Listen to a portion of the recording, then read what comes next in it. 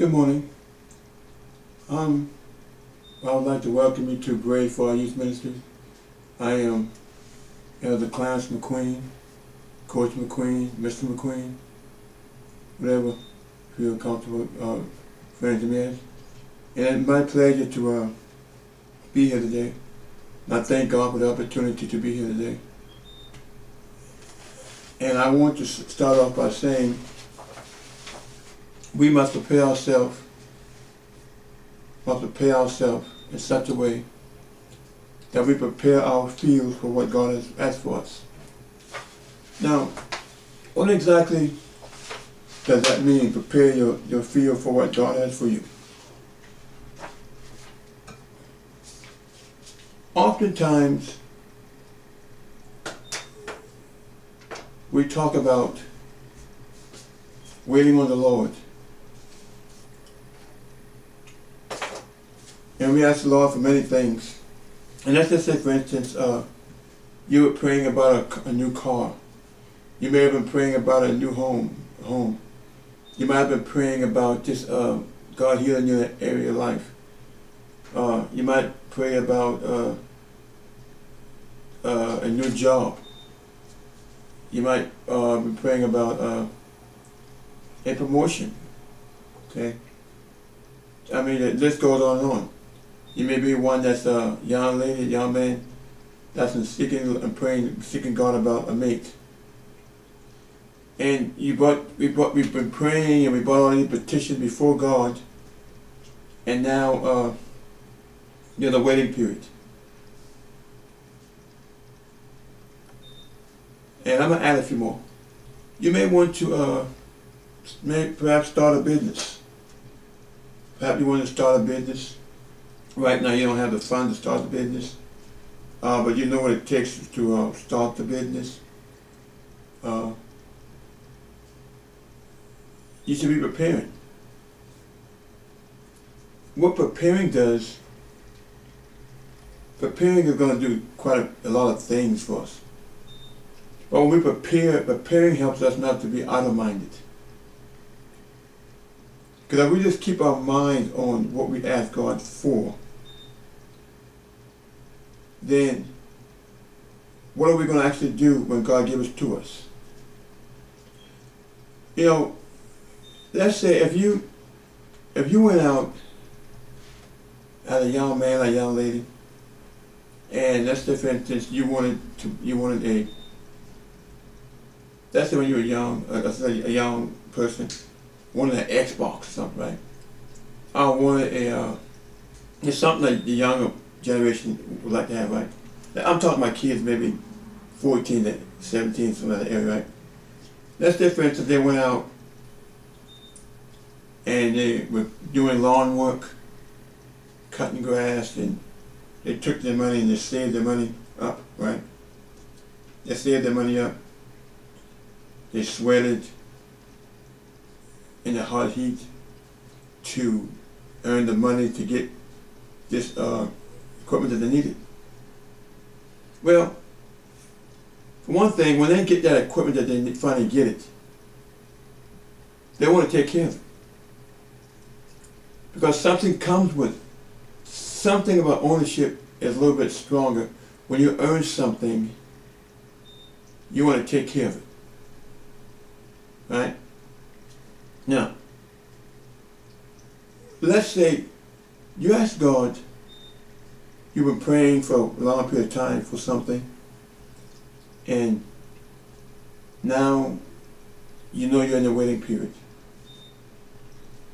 And so, I'm going to talk about a few things that we can do while in the waiting period that will help us.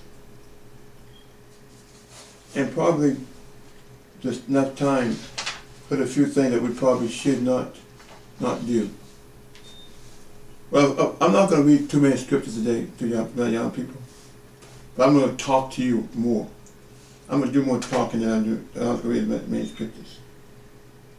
But I do have a few. I want you to go with me, please, to James chapter 2.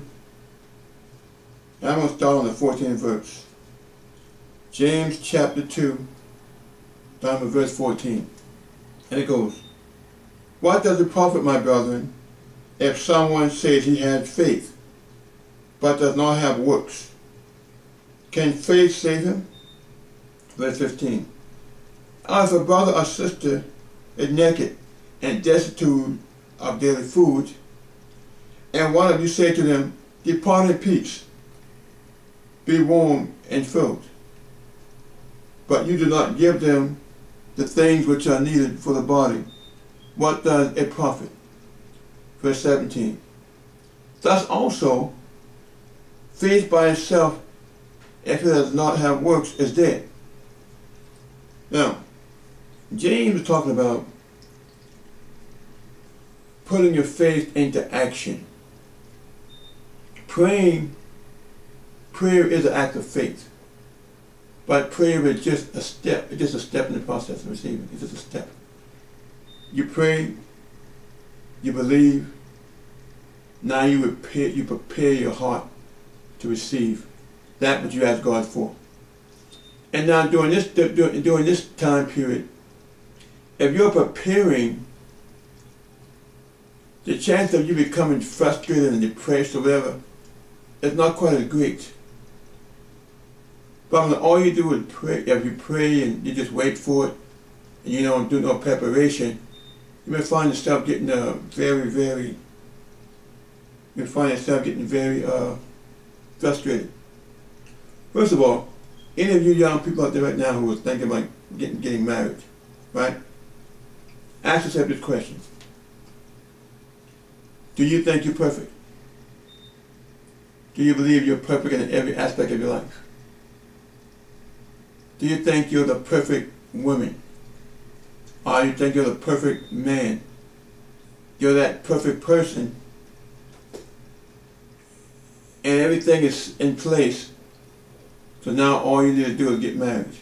You have no flaws. Chances are, all of you who are being honest will say, "I have flaws." Very true. Now, what you can be doing while you're waiting for God to answer your prayer with that person, you should be learning more about yourself. Learn more about you. Ask God to show you more about you, the good and the bad about you. And while you're waiting for God for things to take place in that area, ask God to show you you, and ask God how to become a better you. Because becoming a better you is going to benefit you, going to benefit your future mate, and it's going to benefit you as you go farther and farther in the ministry. So what might you do? You might want to go to some marriage classes. You know, you might want to read material on marriage. You know, you might even want to have some conversations with someone who you know has a very strong marriage, and someone that you know family have set an example in their marriage, or just acquire resources pertaining to marriage and pertaining to relationships. All those things help to prepare you. Okay, you might want to look at your financial situation and say, you know what, if I plan on getting married, and let's say as a man, if I plan on getting married to someone, I want to be able to support that person. So I want to look at my finances and the way I spend, right? And say, you know what, I need to make some adjustment in the way I spend. Maybe I need to budget better. If I got a credit card too, maybe I need to work on getting this stuff taken care of and paid out for. So when God sends this person for me, and we finally decide to get married, when we do get married, when she moves in, okay, then it won't be such a burden for our family. Now this is for a male and female, because also you understand as a sister, right? When you get married to when you're asking God for the same things, you want to make sure that you're looking at cutting your finances, budgeting your finances, so when you do get married, you don't bring a lot of financial burden to the relationship as well, because you as a sister may once you get married, you and your husband decide that, hey, let's have a child. And that means you're going to have a child, you'll be out of the net for a while, you don't have income coming in. And what you don't want to do is have 2 or 3 years of bills always stacking and coming in, right? So you might want to look at that and say, you know what, I need to get my finances under control right now. So these are things that you're doing. And if you may be a young man and you may be a young lady, you know that you got some selfish ways. You may want to ask the Lord to help me to work on those ways. Help you to work on, if you're not a polite person, help you to work on being polite. Help you to work on saying thank you, or please, and things of that nature.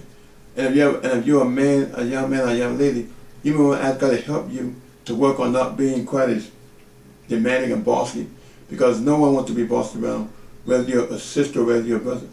So you work on, you look at those areas there, and you occupy your time effectively while God is preparing you for what He's going to bless you with. Now, same thing. That's just one example. One example here. And another example might be you may have gotten out of school 6 months ago, and you ask God to bless you with the finances to go to college. And let's say it may be something simple as your grants haven't come in yet. Grants haven't come in yet. And there are other finances that you're trying to get together, right? Okay. Well, while you're waiting for that to happen, you can make a trip down to the college. Visit the college you're going to be going to. Find out about the college. Learn about the history of the college. Learn as much as you can about the college. And also start developing good study habits. Because you're going back to college, you're going to have to, and you need to have good study habits. Okay? Don't put all your energy on wondering when God's going to bless, when God's going to open the door for those grants. I don't put, again, you get mad when God's going to save this individual, because if you just put all the emphasis on that, you can become very impatient. Okay, but you want to make sure if you get ready to get married to someone, you want to make sure that you go into that relationship, you go into that relationship not with a burden of any kind, a financial burden, a burden of an attitude, of anything in nature. So there's a lot you can do prior to that time. And one I think is very important to do when you wait for God to prepare you for anything, is you want to ensure that you stay prayerful. It's important that you stay prayerful. Staying prayerful helps you to stay focused. Staying prayerful will help you to stay focused. Now, next thing I think you need to be aware of is when you're waiting for God to do something for you, you want to align yourself with someone or people or personnel who can sharpen you up. People who are going to encourage you while you're waiting to do something. They're going to encourage you to speak faith and not speak doubt. So, Proverbs chapter 20, Proverbs chapter 27, verse 17 will be a good guideline for you. Proverbs chapter 27, verse 17 says, "Iron sharpens iron, so a man sharpens the countenance of his friend." You want to align yourself with people who are of faith. You don't want to align yourself with people who live a defeated life, or always speaking about defeat. So how you align yourself while you're waiting for God to do what you ask God to do for you is very important. It's very important for you to do so. Now, then we look at maintaining a good attitude. Maintaining a good attitude. I think one of the main points about why I called this video was because there are times when I said saints of God, and those of you that might not be saved right now as well, but need Jesus Christ. There are times when, when we're waiting for something, we become discouraged. We become discouraged because we focus just on what we're waiting for, but we don't focus on how preparing ourselves in such a way so that when God actually gives us what He has for us, that we don't destroy it. Another good one is, let's say for instance a house, right? You've been put a loan in, and you've been waiting several months and you believe in God gonna bless that loan, gonna come through, and you're gonna be moving in your first house, okay? You're moving in the first house. Well, the house that you're living in now, you should be working on learning how to keep that house more organized.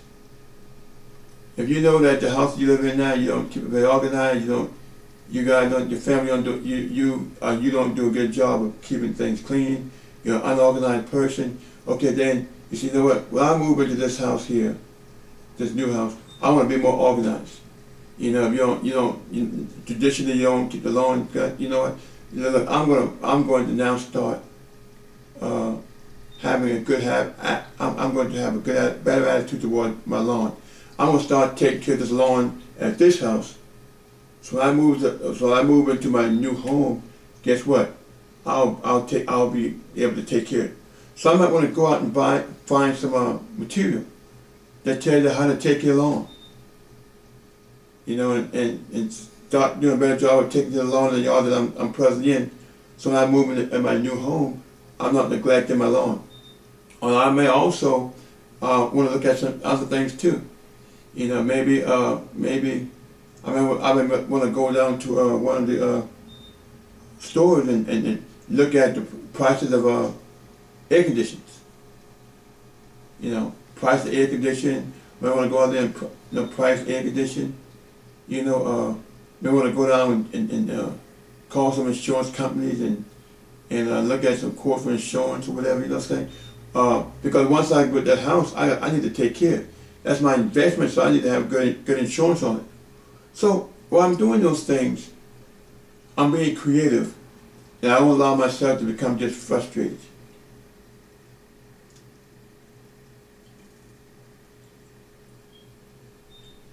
Now,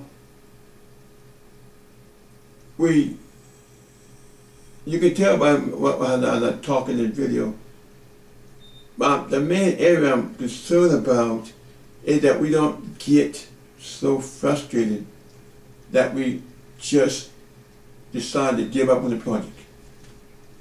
So because what happens is you don't want to be given to people a testimony in which you stayed strong and patient while you were waiting for something. In reality, you did just the opposite. You don't want to lie to people about your faith, about the strength that God has given you, how God gave you the strength to trust Him and yet prepare for what God wants you to have. So you have to have an attitude of preparing. I'm preparing to go into it. I guess one of the good example is a pastor or any leader when they're getting ready to prior to them getting ready to teach a class, they go and get the proper material they need, and they do this proper studying. They prepare themselves spiritually in all the areas that they have to do it. And even a greater one is me as a coach, right? Because I've coached middle school sports, I've coached AAU sports, right? And one of the big things for me is that I really look forward to the season. And so You know, let's say basketball season for youth starts maybe November, December. But basketball season for AAU, now I don't start that till about maybe January. Wait. Well, anytime I have a day period of time in between there, I'm very anxious for the season to come along. So, for me, so my mind wants to be on the season coming along. What I do is I start planning. I start planning. I write out my plays. Okay. I work on my own personal physical fitness because I want to. I believe if I'm physically fit and the right sound mind, I can be a better coach to my kids. And if my health, and I'm taking care of my health. If I'm taking care of my health, then I could relay that information to children. How important it is to take care of their health as well. And so what I do is I prepare. I prepare. And I prepare to win. Make no talk about it. I prepare to win. I prepare in such a way to teach different skills to my players, whether it be my basketball players, whether it be my football players, whether it be my baseball players. I coach AAU basketball, middle school basketball. I coach youth football, baseball. You know, I'll be going into middle school football and probably another next year sometime, next season.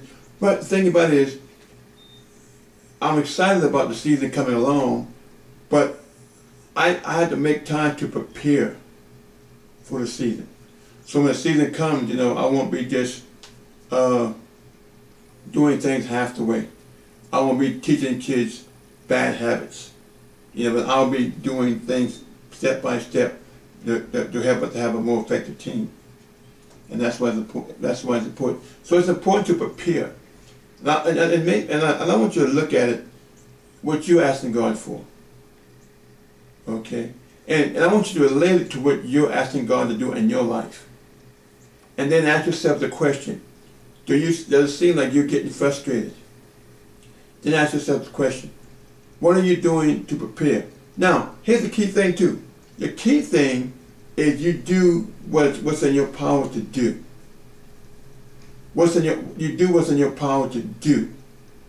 And then you leave the rest to God. Okay? You do what's in your power to do, that you have the ability to do, to prepare you for what you already believe God to do for you. And once you've done those things, give the rest to God.